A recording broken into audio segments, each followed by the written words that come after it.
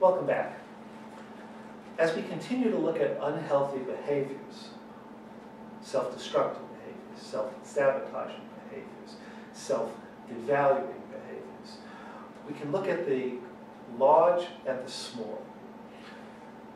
And we look at the relationship between them. One of the things I focus a tremendous amount of energy on is an individual's use of language and whether they propose themselves in a positive or in a negative light. Do they talk about themselves in a self-effacing manner? Do they make jokes at their own expense? Most important to look at is whether or not an individual speaks in the first person or in the third person. Many people develop what they thought was a social affectation in which they use the term you when they mean I, or they use the term one when they mean I. Whenever anyone speaks in the third person, they are disassociating themselves from their emotional reality. They are disconnecting from the experience they are attempting to describe, and they are denying ownership of the experience, of the effects the experience had upon them, and of their desire to be real. It is a disconnect. Also, when we look at language, we want to look at eye contact, and we want to look at whether sentences are truly structured. Is there a subject in the sentence? Is there an object in the sentence? Am I speaking to you, or does one simply speak about a concept? These are measures of connectedness. Intra-psychic connectedness and interpersonal connectedness. We need interpersonal connectedness. We need intra-psychic connectedness. We need to be grounded in the real world in order to have any chance of achieving life.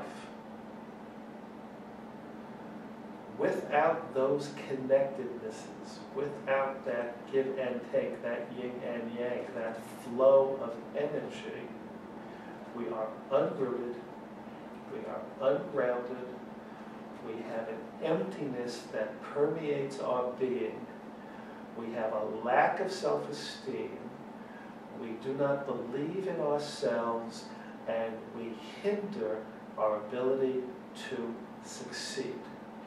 And I define success in the totality of the term, not simply how much money someone makes, not simply whether or not someone has recognition for their work, but how a person feels about who they are, about how they think, about what they do, how they consider the regard others have for them, positive or negative, and about how they view their position in their lives.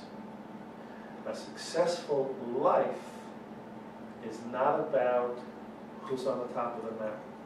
A successful life is about how someone feels about how they have lived. An unsuccessful life is created by someone who is confused, blinded, wounded, and unreconciled in their inner turmoil and unable to put one foot in front of the other in a way that makes sense for them and gives them a feeling of accomplishment.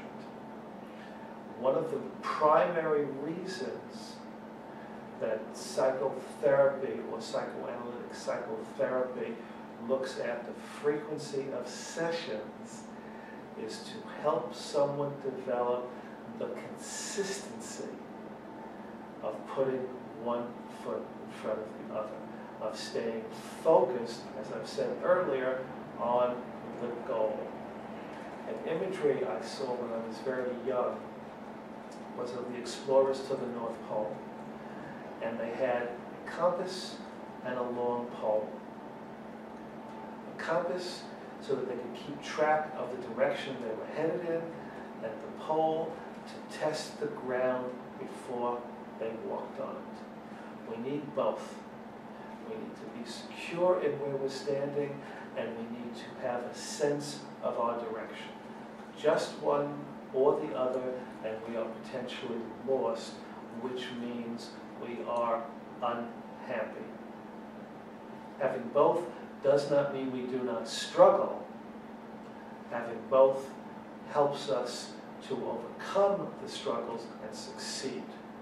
The goal is to be happy and healthy and succeed according to the way each of us defines success for ourselves. We'll talk more next time.